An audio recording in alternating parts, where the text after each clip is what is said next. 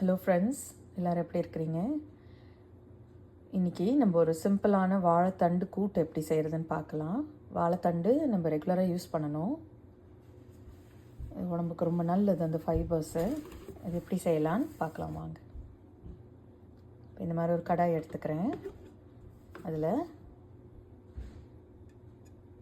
கொஞ்சமாக தாளிக்கிறதுக்கு எண்ணெய் போட்டுக்கலாம்.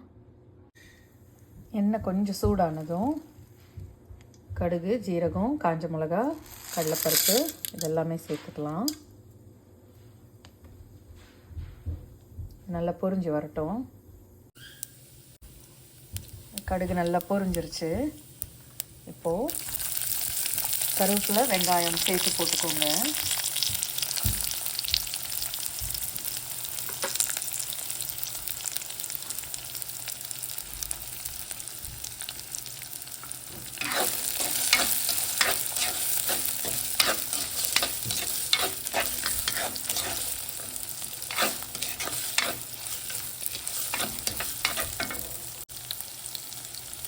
இதுலேயே கொஞ்சம் பெருங்காயமும் போட்டுக்கலாம்.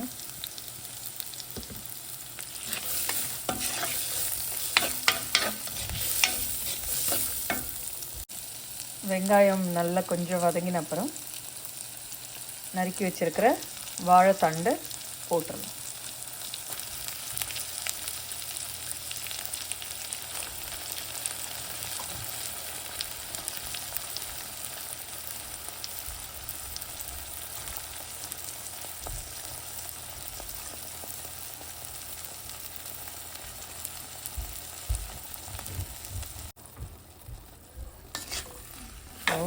இதை நல்லா கொஞ்சம் வதக்கி விட்டுக்கோங்க.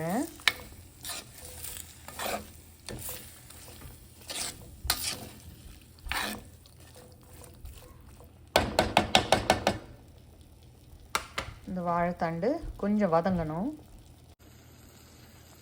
வாழைத்தண்டு கொஞ்சம் வதங்க ஆரம்பிக்கும். இது சீக்கிரமாகவே குக் ஆயிரும்.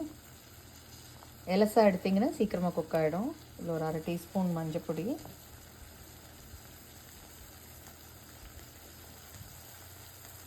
2 டீஸ்பூன் தனியா பொடி, 1 டீஸ்பூன் காரத்துக்கு சில்லி பவுடர். சில்லி பவுடர் கம்மியாக போடுங்க.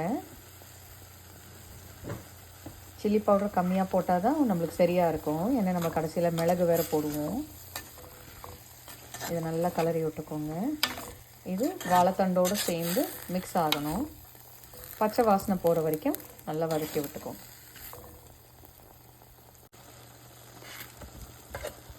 நான் இப்போ வாழைத்தண்டு வேகிறதுக்கு கொஞ்சம் உப்பு போட்டுக்கிறேன்.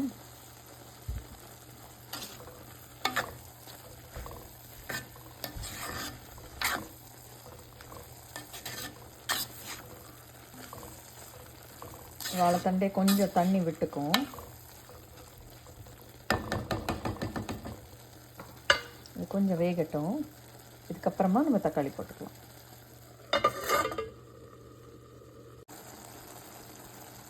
இது கொஞ்சம் வதங்கிருச்சு. நம்ம கட் பண்ண தக்காளி போட்டுக்கலாம்.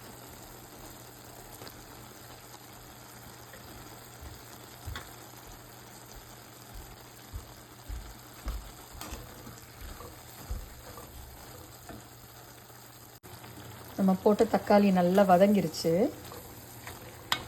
இப்போது தேங்காய், ஜீரகம், மிளகு அரைச்சி வச்சுருக்கிறேன். அது ஆட் பண்ணிக்கலாம்.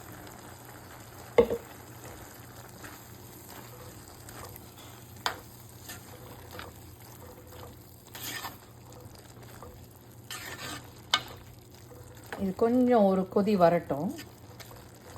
தேங்காய் ரொம்ப கொதிக்க தேவையில்லை. இது ஒரு கொதி வந்த உடனே நம்ம பருப்பு போட்டுக்கலாம்.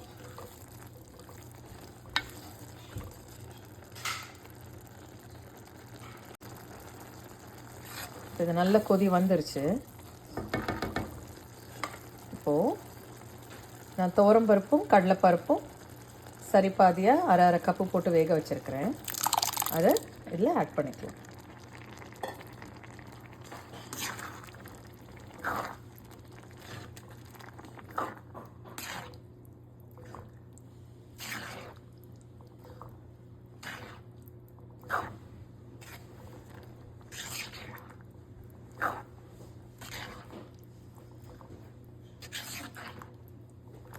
இந்த நேரத்தில் நீங்கள் உப்பு செக் பண்ணி இன்னும் கொஞ்சம் உப்பு போட்டுக்கலாம்.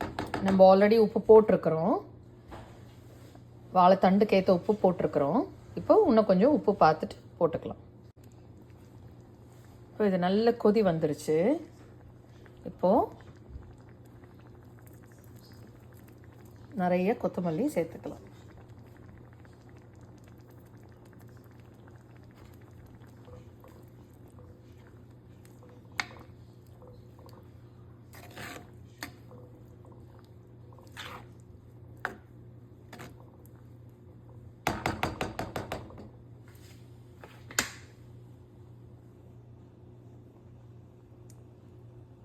ரொம்பவே டேஸ்டியான வாழைத்தண்டு கூட்டு ரெடி ஆயிடுச்சு. இது சாப்பாட்டில் கொஞ்சம் நெய் விட்டு பிசைஞ்சு சாப்பிட ரொம்பவே டேஸ்டியாக இருக்கும். நீங்கள் ட்ரை பண்ணி பாருங்கள்.